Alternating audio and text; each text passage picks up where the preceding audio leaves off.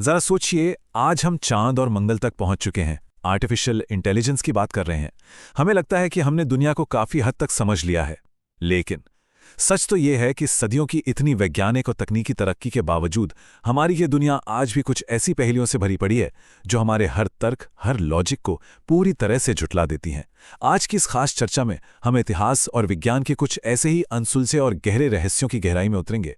तो ऐसे में एक बहुत ही वाजिब सवाल उठता है, क्या हमारे आधुनिक विज्ञान के पास सचमुच हर चीज का जवाब है? खैर, आज का ये विश्लेषण हमारी ऐतिहासिक और वैज्ञानिक समझ की सीमाओं की एक निष्पक्ष जांच करेगा, क्योंकि जैसा कि हम आगे देखेंगे, कई बार हमारे पुख्ता सबूत और एडवांस विज्ञान भी वहां जाके एकदम बेबस हो जाते हैं जहां से इन रहस्यों की शुरुआत होती है।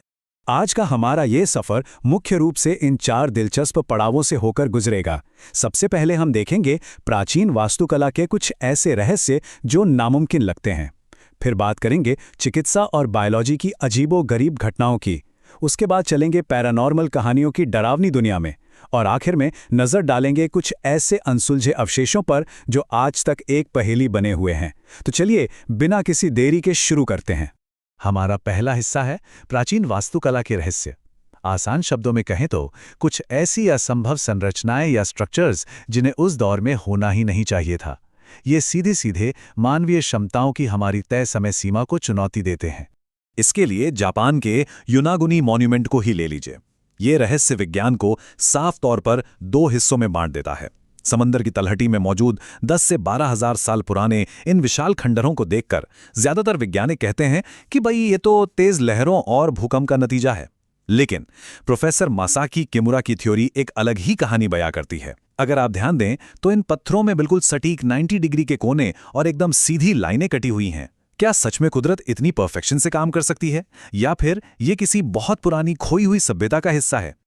अब जापान से निकलकर सीधे पेरू की 2000 साल पुरानी नाज़का लाइंस की ओर चलें तो ये रहस्य और भी गहरा हो जाता है। जमीन पर उकेरी गई 300 मीटर लंबी चिड़िया और 93 मीटर लंबे बंदर जैसी विशाल आकृतियां।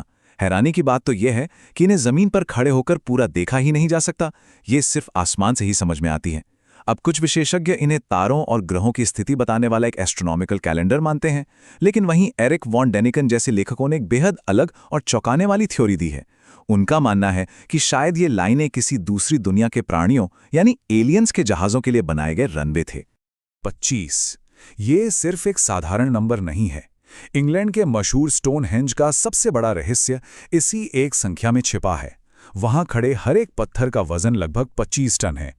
मतलब जरा इमेजिन कीजिए, आज से 5000 साल पहले जब कोई आधुनिक क्रेन नहीं थी, कोई भारी मशीनरी नहीं थी, तब इतने भारी भरकम पत्थरों को वेल्स की खदानों से 240 किलोमीटर दूर तक आखिर लाया कैसे गया? वास्तुकला का ये एक ऐसा कमाल है जिसका कोई भी पुख्ता जवाब आज तक किसी के पास नहीं है। वास्तुकला के इस दिलचस्प हिस्से का अंत होता है यूरोप की अर्डिस्टाल टनल्स के साथ। 10वीं से 13वीं सदी के बीच बनी ये अंडरग्राउंड सुरंगें इतनी संकरी और दमघोटू हैं कि इनमें रेंग कर चलना भी मुश्किल हो जाता है। और सबसे ज्यादा चौंकाने वाली बात क्या है? इतिहास की किसी भी किताब, किसी भी दस्तावेज में इनका कोई जिक्र तक नहीं है। सवाल यह है कि इन्हें बनाया क्यों गया था? क्या ये युद्ध या हमलों के समय छिपने की जगहें थीं, या फिर किसी गुप्त सीक्रेट सोसाइटी का खुफिया ठिकाना? कोई नहीं जानता। खैर, अब पत्थरों और खंडहरों से आगे बढ़ते हैं। हमारा दूसरा भाग है मेडिकल और बायोलॉजिकल पहेलियां। कुछ ऐसे अजीबो-गरीब और हैरान कर देने वाले मामले जिन्होंने हमारे आधुनिक चिकित्सा विज्ञान को पूरी तरह से हिलाकर रख दिया है।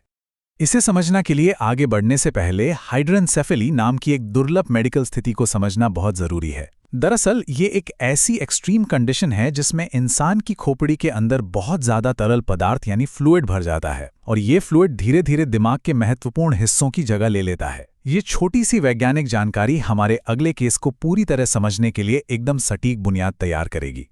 तो हुआ यूं कि साल 2016 में चीन में एक ऐसा केस सामने आया जो बायोलॉजिकली बिल्कुल नामुमकिन लगता है। एक 24 साल की महिला अस्पताल पहुंची। शिकायत बहुत मामूली सी थी, हल्के चक्कर आना। लेकिन जब डॉक्टरों ने उसका एमआरआई स्कैन किया तो वो पूरी तरह सुन रह गए।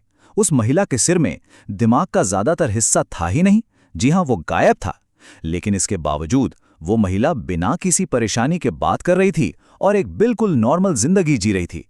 बिना दिमाग के इंसान का शरीर कैसे काम कर सकता है, ये आज भी एक अनसुलझी मेडिकल पहेली है। और अब बात करते हैं 1996 की। रूस के किश्तिम शहर में तमारा प्रोस्फिरीना नाम की एक महिला को एक बहुत ही अजीबोगरीब जीव मिला। लोगों ने उसे एलियोशेंका नाम दिया। जब मेडिकल एक्सपर्ट्स ने इसका विश्लेषण किया तो पता चला कि इसका कंकाल और डीएनए किसी भी इंसान या जानवर के ढांचे से बिल्कुल मेल नहीं खाता था। और कहानी में ट्विस्ट तब आया जब कुछ यूएफओ शोधकर्ता इसे अपने साथ ले गए और उसके बाद ये शरीर रहस्यमय तरीके से हमेशा के लिए गायब हो गया। विज्ञान आज भी इस पर बटा हुआ है। क्या ये चेरनोबिल रेडिएशन से पैदा हुआ कोई दुखद म्यूटेशन था या फिर वाकई किसी दूसरी दुनिया का प्राणी? आइए अब अपने तीसरे पड़ाव की तरफ मुड़ते हैं, पैरानॉर्मल कहानियां। हमारा ये सफर अब विज्ञान और बायोलॉजी से हटकर उस डार्क फोकलोर की तरफ जाता है जहां पुरानी ऐतिहासिक त्रासदियां डरावनी और कभी ना खत्म होने वाली किंवदंतियों को जन्म देती हैं। शुरुआत करते हैं मध्य प्रदेश की काली घाटी से। ये कहानी साल 1480 में शुरू होती है। हुआ यूं कि सुल्तान के एक आदेश पर आर्किटेक्ट जैमन खान ने पहाड़ की चट्टान को काटकर मात्र एक रात में एक पूरा रास्ता बना दिया। एक ही रात में। लेकिन अगली ही सुबह जैसे ही कंस्ट्रक्शन पूरा हुआ, जैमन खान ने आत्महत्या कर ली। उस जल्दबाजी में हुए निर्माण और इस खौफनाक त्रासदी का असर यह है कि आज सदियों बाद भी इस इलाके में अजीब सी परछाइयां दिखने और रहस्यमयी दुर्घटनाओं की रिपोर्ट लगातार आती रहती हैं। चलिए अब अमेरिका चलते हैं। कैलिफोर्निया के सैन फ्रांसिस्को में एक बेहद पुरानी हवेली है, चैम्बर्स मैंशन। 1800 के दशक में बनी इस हवेली के एक खास ग्लास पैनल पर एक हाथ का निशान छपा हुआ है। अब आप सोचेंगे इसमें क्या बड़ी बात है? बड़ी बात यह है कि इस निशान को कितनी बार भी रगड़ रगड़ कर साफ कर लिया जाए, ये कुछ ही दिनों बाद अपने आप वापस उभर कर आ जाता है। स्थानीय लोगों का मानना है कि ये निशान हवेली के पहले मालिक रिचर्ड चैम्बर्स की बेटी की बेहद रहस्यमय और दुखद मौत से जुड़ा हुआ है। समाज ने मुझे कभी नहीं अपनाया, इसलिए मैं वापस नहीं आऊंगा। ये कोई फिल्म का डायलॉग नहीं है। ये वो रहस्यमयी नोट है जो 2013 में स्विट्जरलैंड के मॉल्स फॉरेस्ट में मिला था। दरअसल करीब 10 सालों तक इस घने जंगल में एक शख्स को घूमते हुए देखा गया था। वो हमेशा एक विंटेज गैस मास्क और पुराना मिलिट्री कोट पहने रहता था। लोग उसे खौफ से ली लॉयन फैंटम बुलाते थे। इस दर्दनाक नोट के मिलने के बाद उसे वहां दोबारा कभी नहीं देखा गया। वो इंसान कौन था? वो उस जंगल में 10 साल तक क्या कर रहा था? ये हमेशा के लिए एक रहस्य बनकर रह गया। और अब हम पहुंच गए हैं अपने आखिरी हिस्से में, अनसुलझे अवशेष। ये वो रहस्यमयी और भौतिक चीजें हैं जिन्हें हम अपनी आंखों से देख सकते हैं, छू सकते हैं, जिनका एक्सपर्ट्स ने अनगिनत बार विश्लेषण भी किया है। लेकिन ये चीजें अपने असली राज किसी को नहीं बताती। सबसे पहला नाम आता है वॉयनिच मैन्यूस्क्रिप्ट का। यह किताब दुनिया भर के वैज्ञानिकों और क्रिप्टोग्राफर्स के लिए एक बहुत बड़ा सिरदर्द है। कार्बन डेटिंग से साफ हो गया है कि 240 पन्नों की यह किताब 15वीं शताब्दी की है। इसमें ऐसे अजीबोगरीब पौधों और जड़ी बूटियों के चित्र बने हैं जो हमारी पृथ्वी पर कहीं पाए ही नहीं जाते। लेकिन जो चीज सबसे ज्यादा चौंकाती है वो है इसकी भाषा। आज का सबसे एडवांस्ड आर्टिफिशियल इंटेलिजेंस भी इसे डिकोड करने में पूरी तरह फेल हो गया है। क्या यह सच में किसी खोई हुई दुनिया की भाषा है या फिर इतिहास का रचा गया कोई बहुत ही चालाक मजाक? ऐसा ही एक और रहस्य है ट्यूरिन का कफन। ये मध्यकाल का एक ऐसा सूती कपड़ा है जिस पर एक घायल आदमी की बहुत ही साफ और विस्तृत छवि छपी हुई है। विज्ञान और कार्बन डेटिंग इसे 14वीं सदी का बताते हैं। लेकिन सबसे बड़ी हैरानी, बल्कि कहूं तो चमत्कार की बात यह है कि इस पूरे कपड़े पर किसी भी तरह के पेंट या स्याही का कोई नामो निशान नहीं मिला है। बिना किसी केमिकल, बिना किसी डाई या पेंट के ये 3D जैसी तस्वीर उस कपड़े पर आखिर उकेरी कैसे गई, इसका कोई वैज्ञानिक तरीका आज तक समझ नहीं आया है। और हमारी आज की चर्चा का आखिरी रहस्य जुड़ा है दूसरे विश्व युद्ध के बाद जर्मन पनडुब्बी U-530 से। 10 जुलाई 1945 को कैप्टन ओट्टो वॉर्मथ ने इस पनडुब्बी के साथ अर्जेंटीना में सरेंडर किया था। सब कुछ नॉर्मल लग रहा था, लेकिन जांच में पता चला कि यह पनडुब्बी पूरे 2 महीने तक रडार से गायब थी। उस दौरान वो कहाँ गई इसका कोई लॉग या रिकॉर्ड नहीं मिला।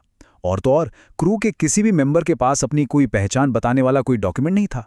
कई थ्योरीज आज भी इस गायब हुए समय को अंटार्कटिका में बनाए गए किसी सीक्रेट जर्मन बेस से जोड़कर देखती हैं। तो देखिए, चाहे वो समुंदर की गहराइयों में छिपे हजारों साल पुराने रहस्यमय खंडर हों, बिना दिमाग के बिल्कुल नॉर्मल जिंदगी जीता हुआ इंसान हो, या फिर कभी न डिकोड होने वाली कोई प्राचीन किताब, एक बात तो बिल्कुल स्पष्ट है, हमारे इंसानी ज्ञान की एक तय सीमा है, और ये सारी बातें हमें इस एक सवाल पर लाकर खड़ा कर देती हैं कि क्या हम सच में इस दुनिया को उतना समझते हैं जितना हम दावा करते हैं, या फिर ये पृथ्वी अभी भी अपने सीने में ऐसे अनगिनत रहस्य छिपाए बैठी है जो हमारी कल्पना से भी कहीं ज्यादा परे हैं। आज के इस विश्लेषण में बस इतना ही। उम्मीद है इस सफर ने आपकी सोच को एक नई दिशा जरूर दी होगी।